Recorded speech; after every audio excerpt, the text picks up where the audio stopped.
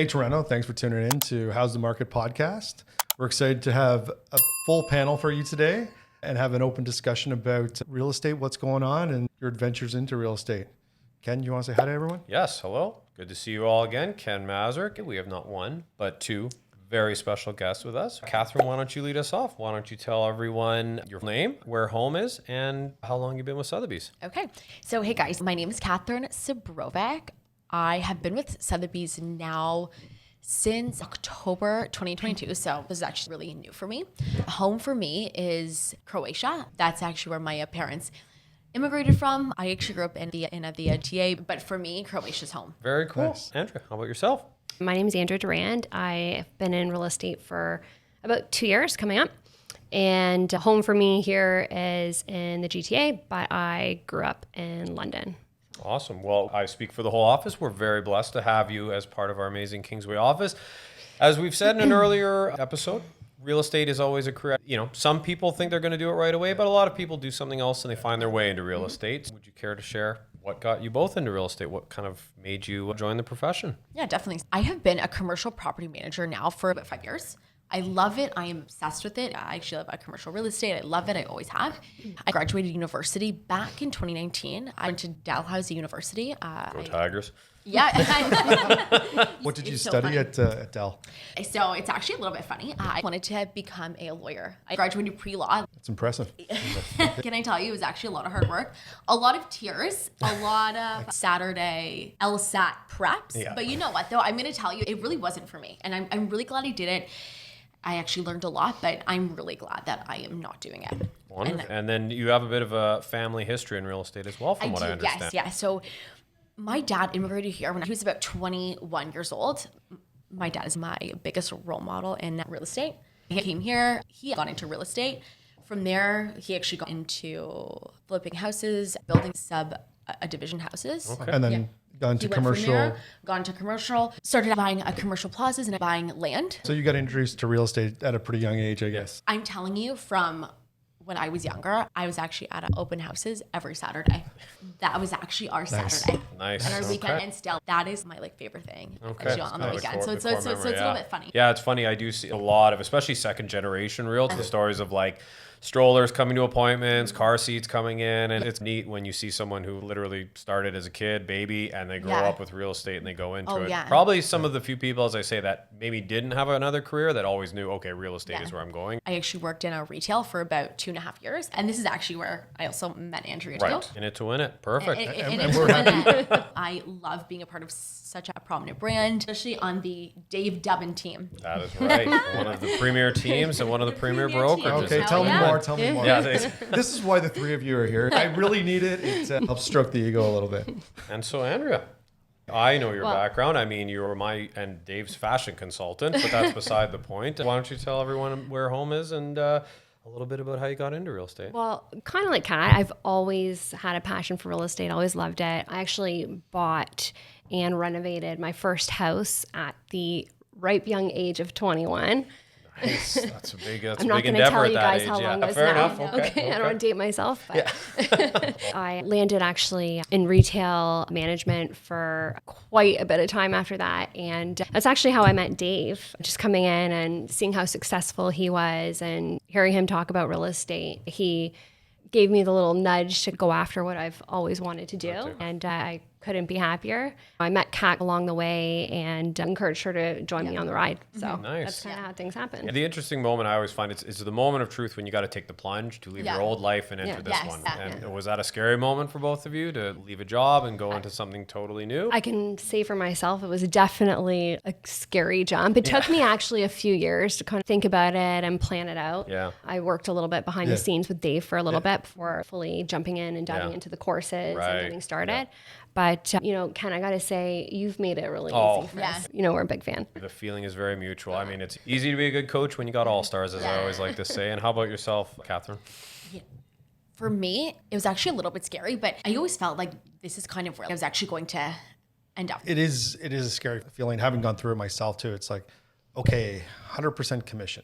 This is really exciting and terrifying at the same time. I think sort of the best way to do it is to jump in the deep end and get your eyes open to what it's really like and figure out how to navigate it. Yeah, absolutely. What was I it mean, like at for some to point, jump you got to in? jump without a safety net, right? My jump, we had talked about it previously. So I just gotten married. So all my spendings is totally wiped out because we just spent it on a wedding, which is what you do for some reason. And then it was basically like the position I was at, budget restructuring, 100 million things. And I just said, okay, time to take the jump. It was something I thought about doing. And I went whole in, just looked at my wife and said, it's not going to be a lot of money walking through the door. Bear with me. We'll get it sorted out. And yeah, it was a leap of faith. It took about 5-6 months before I finally found my footing. And then it happens. The dam eventually breaks. And it does for everyone. And I'm going to tell you, it feels so good. Like that is that feeling of when you actually get, like Your first deal. Deals Your first going deal. on. Yeah. It's It feels like I'm a win. telling you, like, it's actually like the seawater. Like you like just get even thirstier. You just want to drink. Yeah. And that's, it's so, I like, like that's that. actually what Yeah. I like to tell you all the Yeah. time.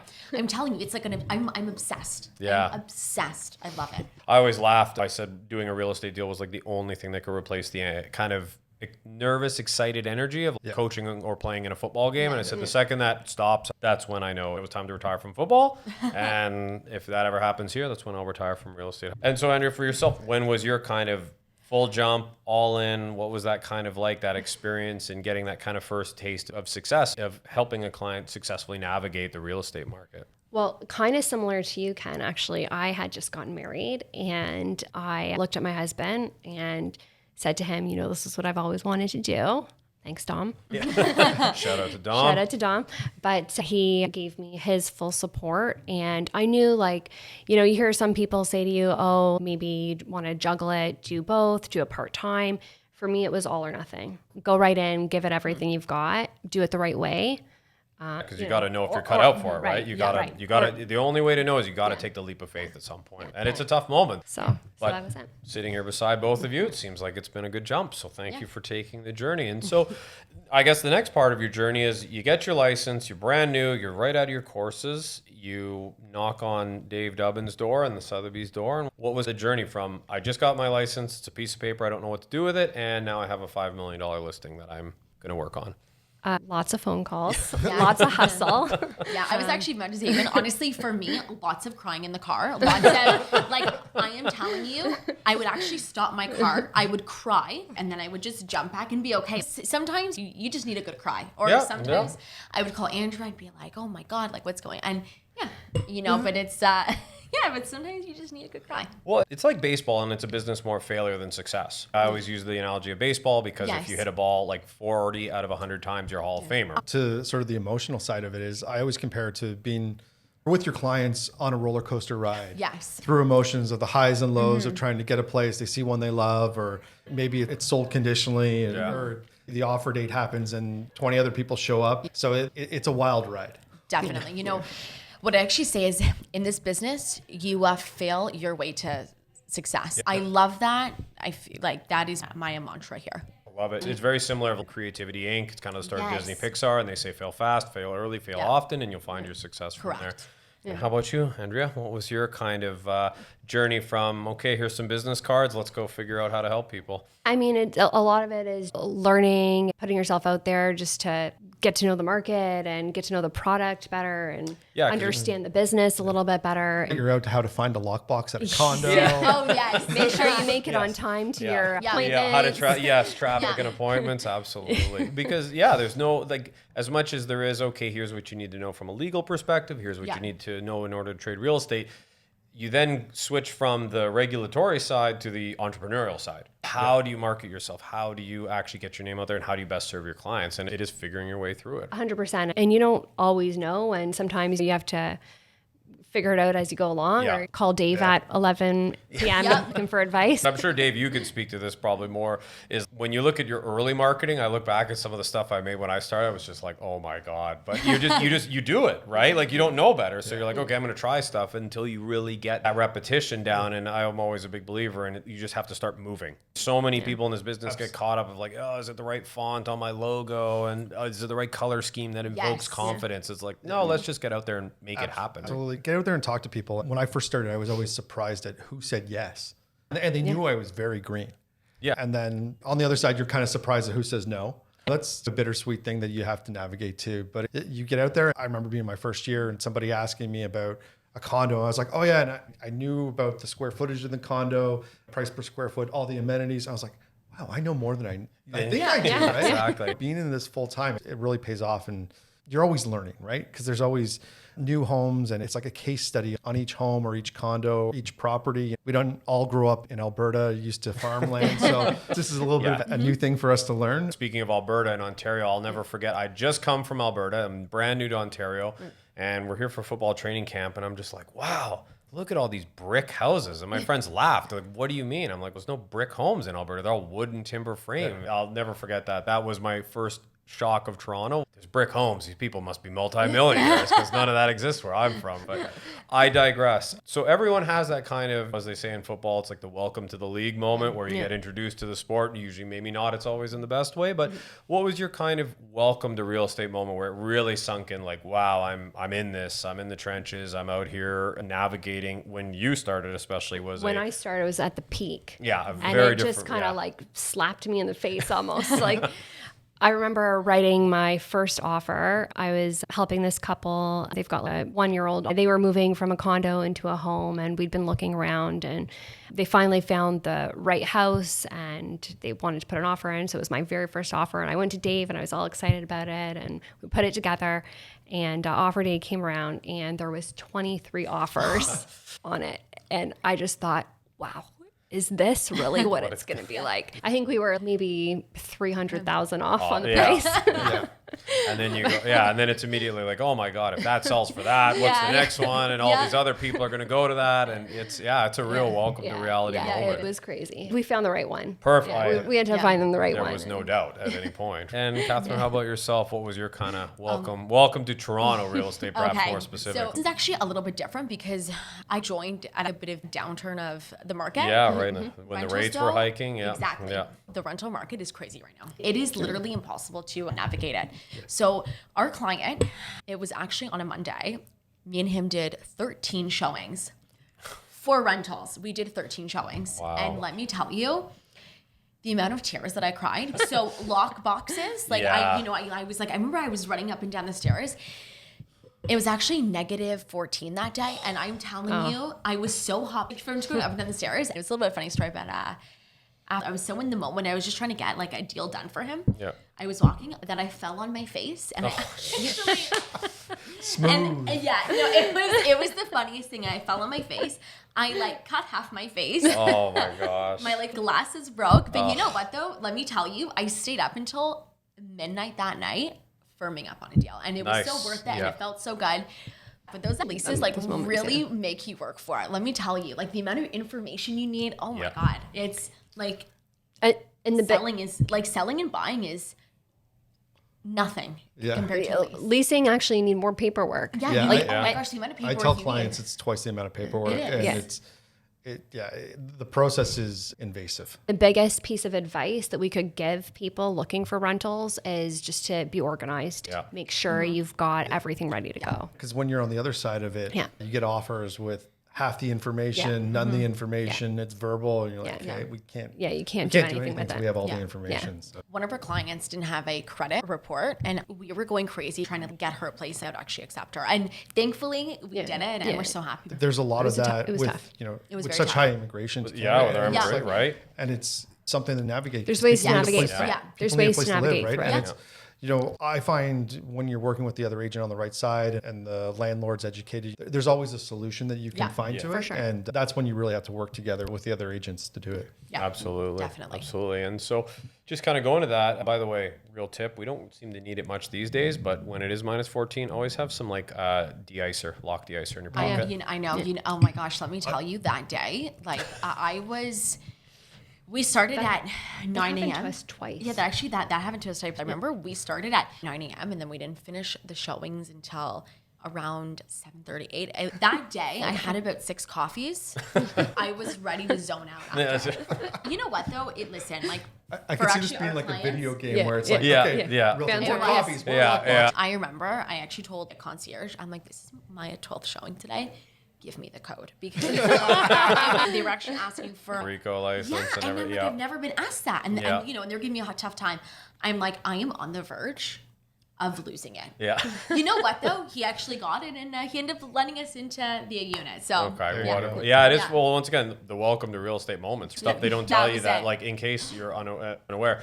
Every condo has basically different rules on showing Yeah. units, where they keep the lockbox, how they're to be stored, who's to have access, what they're required to enter the building. So you don't know until you start going to these buildings you and don't. doing showings. And then you're like, If there's okay, visitor parking. yeah, where- right. where Okay, to we par- got to where to add park 10 your car. minutes because I got to park down the street because there's no visitor parking. Then the lockboxes are like down an alley. And so I need extra time to find it. And other ones are, oh yeah, your lockbox 8, it's nicely color coded and it's organized. Or and, the yeah. concierge We has like it in those an ones. envelope. We like in an those envelope, ones. Yes. yeah. Yeah, it's our favorite.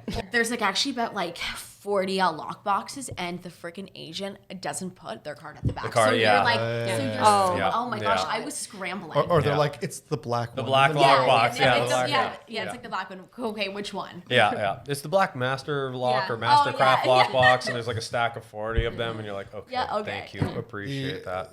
One of the biggest nightmares is if there's 3 condos to show in the building and the keeping the agent keys mixes up the keys. The keys. That's happened to me. Oh, that no. That's actually happened to That's me. that's Not, Yeah, and I you're, didn't like, mix them trying up. to- The you're, agent like- before. Yeah. And you're trying to figure out which one goes into which lockbox Yeah. now. Oh, did anyone? And you're having to do the call the agent. Did anyone else show this unit before me? Okay, well the wrong key is in here. I can't because you get can't in. get into right? the unit. Yeah. Your client's looking at you like, "Are you new? Like, Yeah. do you work here? Like, what's going on? Yeah. Why can't you get in?" And so, I mean, we've talked about it. You came in, as you mentioned, you kind of came in February of when you were kind of joining the business. It was very much a rapid pace. Property came out at 12 o'clock on a Tuesday. You had to have an appointment by 3 because it was sold by 5. Yeah. Katharine, you were on the other end of the spectrum. Yes. Interest rate is changing rapidly. Market's slowing. People are adjusting to it. You've seen a bit more now. You've been with us for a while. What advice would you have for buyers or sellers navigating this current market? To be honest with you, I actually like this market better.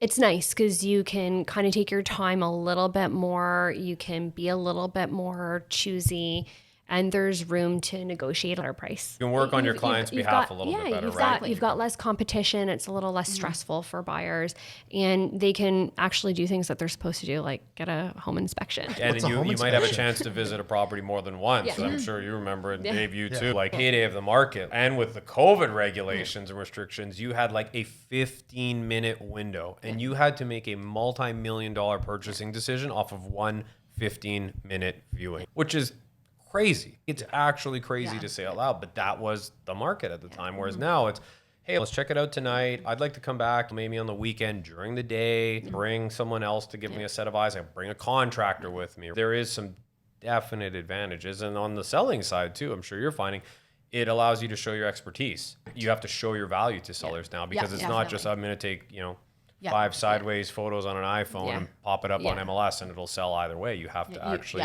have value. Yeah, I actually tell people right now, the market right now is great at if you want to do a move up buy as well. If you're actually in a condo, you want to move up, this is a really great opportunity to get into that detached house right now. Right. And I think Detached or this semi, is like just semi-detached. Like some with, land, just some basically. land. Yeah, get some land. Yeah. Yeah. So I just think right now, I think is actually a really great opportunity. And definitely, if actually I was a buyer, that's kind of where I would actually attack it right now. I think it's going to be a moment when we look back, 2020 hindsight, knowing everything, that, oh yeah, that's something that we should have capitalized on, or buyers are going to have a little bit of regret about.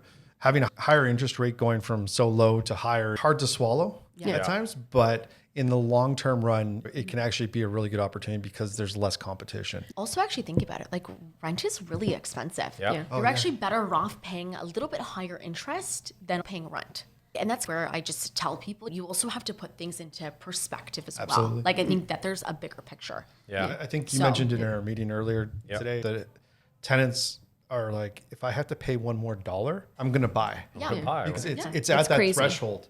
The average one-bedroom condo rental is now in the city of Toronto is $2,508 a month.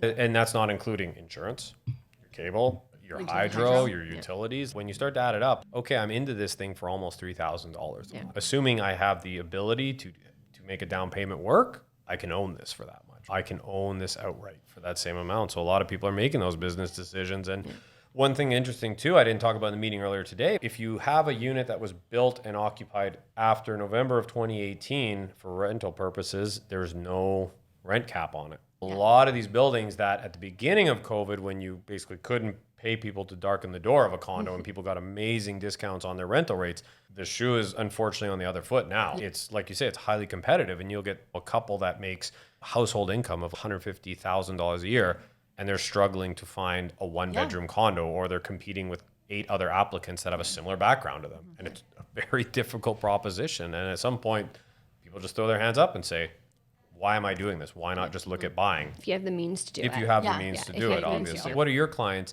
that you're working with? Are they seeing long-term value? Do they have confidence in the Toronto real estate market right now? I think for sure they do. I would say definitely. Yeah. Definitely.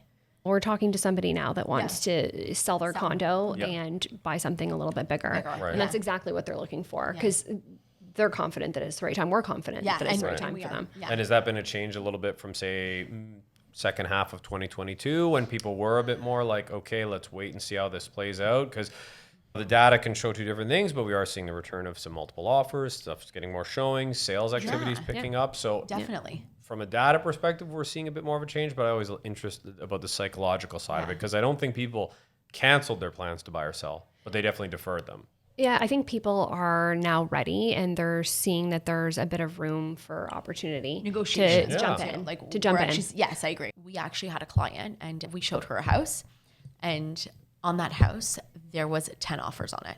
And we could not believe that. Yeah. I mean, the house was actually priced to sell, but it also wasn't a crazy deal. And still, there were 10 offers on it. And we could not believe it. I did an offer last night, and I think in total there was 13 offers on it, and we were let go early in the process. Okay. So we look to go after something else, and we're currently negotiating on that. It's funny, that a little behind the scenes, in case anyone's let go early. Anyone who's been on this side of the table knows, is when there's multiple offers, typically you have a range. There's 1 or 2 usually at the top, and then there's the also rans, and the also rans are like, really appreciate the effort, but we're going to go in another direction, and your night's done early, as Dave said. So presentation starts at 7, usually by 8 o'clock, they're like, thanks, we're good. And the other 2 offers continue on till 9, 10 at night, or whenever they need to. No second date there. No second day. Yeah, exactly. You're talking about buyer confidence returning to the market. We were just talking before. You asked me the question, Dave, if you were going to invest in real estate, would you do it now? And what would you look at? Right. And so I think you're talking to a few different people about where to invest in Canada or even globally. I'm thinking about it even for myself. I'm always thinking real estate. We got talking about it just because I'm curious on your thoughts. I'm confident in the market, and there's lots of places. We bought an investment property last year in Alberta. Got some guidance. Nudge over there to Ken. Shout out Alberta. But I was surprised to learn when we were starting to do the research on it that there's no land transfer tax. Yeah, in Alberta, it's a little bit of a different game. So that was appealing. And I recently traveled to Costa Rica and saw some opportunity there, which is really cool. Working for a company like Sotheby's International, having having a local agent that you can connect with. That's right. part of your company, part of your brand. Emails we get are very, very tempting. We get all the behind the scenes. So all of our affiliates across the world, we tend to get like regular emails from them saying like, oh, listed for sale in Jamaica or listed for sale in the Bahamas. And it's like, okay, that looks really nice with the Italian villas. Definitely makes you consider like, okay, if I just maybe sold my home, I could maybe, Yeah, so you start to look at all options, but I think where I'm leaning towards is here locally and going multi-family. That's what I've got in Alberta. And what I like about that from the investment side is that you've always got money flowing in. If 1 month you've got a lapse between tenants, you still have some income coming in from at least one of the units. Yeah. So that's kind of the draw for me. Mm-hmm. Katharine, what are you seeing from investment and investors? Are you seeing a return to confidence? Dave and I talked previously about a lot of people had potentially rented their investment properties. Now they're maybe looking to buy or sell. Do you see that confidence? Are a lot of them saying, hey, this is a good deal, the rental market's hot, I'm just going to continue in that vein? Or are they starting to say, maybe now is the right time to sell this? You know what I'm actually noticing is actually a lot of people are starting to sell. I do have a lot of experience with commercial real estate. That's actually where I would do my investments, commercial or actually land. Commercial, we actually do see a great return of investments. I'm actually really big on banking on land. Got it. Yeah, okay. and banking on farming land. I believe there's so much value. They're actually projecting about 50 million more people coming into Canada by, I'm pretty sure it's by like 2038, they were saying. And you know what I'm telling you?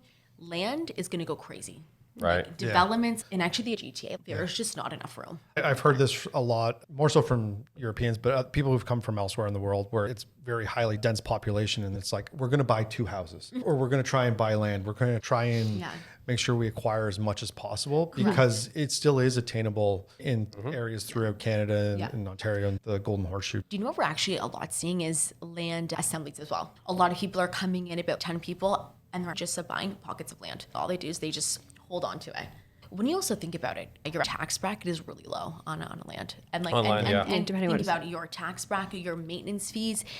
I always say, it isn't actually about how much you make, it's actually about how much you save. And I am such a big believer in that. I feel like some people always look at that top line. You really have to look at that bottom line. How much are you making? How much are you really making after tax, after maintenance, after everything? The total cost of ownership. And it gets lost a lot of times in people's calculations, especially in the GTA, because 50% of investors are technically in the red on their investment on a monthly basis. And they make, it's a calculated risk for a capital gains play. It's going to be worth more and I'm going to sell it later. And I'm willing to lose a couple thousand a year to gain 100 when I sell. Correct. Whereas on the other side of it, in Alberta, it's a very different arithmetic. It's all cap rates. It's what's your cash flow. Is this doing well? And to your point with farmland, my wife's family is in farming and agriculture. Grew up with friends who are in that world. And it's like you're saying, people assemble. They're trying to put these parcels. It's very valuable, right? It's very valuable. Yeah. And actually, not to mention, your tax bracket is really low. I think for me, like the biggest takeaway from this conversation is that real estate is a smart investment, but you have to do what works for your own personal situation. What you're comfortable with, and talk to professionals, talk to your realtor, talk to a lawyer who specializes in real estate, talk to your accountant, understand what type of property you want to acquire and then how to hold it, whether it's in your name, it's in a corporation. If you're doing it in a partnership, how to structure that partnership. There's a lot of different things to consider, but in the end, don't spend the whole time considering it. Find what you want, make the move, and you'll be very happy. Yeah. And this may make me like the cranky old man in this room, but my rule of thumb is avoid the TikTok advice, because you see it online all the time of like, oh, this is how you buy a laundromat and you make a ton of money, or this is how you do the Burr method. Yes, you can explain the real broad concept in a 30-second video, but you need to really understand the edges of it. And if you're purchasing like a laundromat, that's a business, there's so much that goes into that behind the scenes and you just can't dive into it. If you're purchasing agriculture, it's a totally different set of lending criteria, taxes, same for raw land. If you're doing multifamily, single family. Avoid the 30-second snippets of advice is always my rule of thumb. It's just find someone who knows this inside and out, find someone you can collaborate, or find something that you know. Because it's always, to me, if I don't know it, I'm going to find and pay someone who does really know. I always look for somebody who themselves have been a landlord or have been through the process, have bought and sold, understand it, or they have firsthand experience in it so that they can really guide you on like hey, by the way, you want to watch out for A, B, and C. Yeah. And this is how I look at a property, or this is how I evaluate it. It has a little bit different perspective on how to do that. Yeah. And great segue. This ties me into what I think was going to be the next question I wanted to ask was, how do you approach a transaction as realtors? I always make a joke of like, when I met with clients, I'm the landmine sweeper. I know where the landmines are. I'm going to find them for you and help avoid the problems in the transaction before they even appear. That's my job. You don't know what you don't know. We're going through a journey, a big transaction that's got a lot of things that can go wrong if you don't know where to look for them. I'm here to avoid that. How do you two approach that? What do you counsel your clients of going from that's a pretty house or that looks like a great property, I'm interested in purchasing it? What approach do you take to ensure it's a seamless transaction, to ensure that they get a really high level of service? For me, I'm a very linear thinker and problem solver. So I like your analogy of being the mine detector and navigating it. But I also tell my clients, I say, listen, what you think you want when you start out might be very different than where you end up. And it's because you see a style of home that you think you want, and then you go through it and you're like, I don't know if I like this. And we'll go explore other options. You go, okay, I think I'd be open-minded to that, or let's look at a different area. And that can evolve, and you can really look at what your options are. You don't want to go see 100 properties. Have an idea what you want, and then we can look at the pros and cons and evaluate it. Absolutely. Yeah. And yourselves, what's your guiding principle when you're assisting clients? call them back when they call you. Does the Great place have a start. pool? Can I come by for a barbecue? No. All jokes aside, no, I think, Dave, you know this about me. I analyze everything, Yes. probably overanalyze things. So I like to do research. If we're looking in an area, if I'm not super familiar with it, or even if I think I'm super familiar with it, I sign myself up to get notifications on the area. I want to see everything that's happening. I want to cruise around the area. I take drives around. I walk around that area. I really get to know it, and I do a ton of research on it. That way I feel Prepared good and feel ready to about go it. when Yeah. we're ready. What I actually find for us is the one thing that kind of drives me nuts is realtors that are not honest with their clients. For me, I can't stand that. To me, at the end of the day, if you actually want to do a good job, you need to feel good. And Right. for me, that is the most important. For me, honesty with their clients and just making sure like they're happy, you know, they actually like, you know, like you're actually getting a good, like It's the communication, right? I want to feel like I won. Do you know what I'm saying? Yeah. Like, you know, it's so funny. Like that is the best feeling, you know, like when you actually got that last, you like That got last, that that last last little concession, that Yeah. last Like, little you got sweetener it. to the deal. Those phone calls are a lot more fun to make. Uh, Someone else than the 23 people that wanted this place. I was going to get it's it. going We're on on to the there, next one, right? So Yeah. It is important that that local expertise and having a willingness to do research and to really make sure you're checking every box for what it's going to be like for your clients, and then having that sometimes brutally, but not always, but having that really honest dialogue with them, Yes. because these are massive decisions. And This is actually the biggest purchase of most people's lives. I actually wouldn't want somebody to call me back in 5 years and tell me, you know what, I wish I didn't buy this. That would be crushing to me. I always joke, if I know I've done my job very well, you will never hire me again because you'll be in your house forever. You'll love it so much. It's a joke. And some people, there's a longer journey. You might start with a condo to a semi to a detached. But at some point, you shouldn't call me for a long time because I've essentially put myself out of a job and you're just referring me. So we mentioned kind of in your journey, you went from newbie to very, very nice $5 million listing. What's the story behind it? How did you go from introduction to listing on a property like that? And tell us a bit more about the property. Don't keep us in suspense. Power of Sotheby's. Yeah. Let's just say that. Yeah, definitely. Let's just say.